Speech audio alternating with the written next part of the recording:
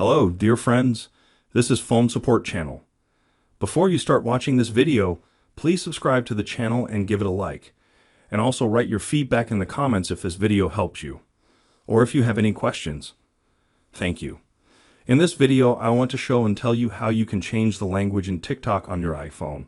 That is, for this you do not even need to go to TikTok. That is, you can easily change the language in TikTok in a couple of seconds. To do this, we go to the settings of our iPhone. Here now we just need to open the settings. Go to the top, click on search, and here we write the name of the application in which we want to change the language. I write TikTok.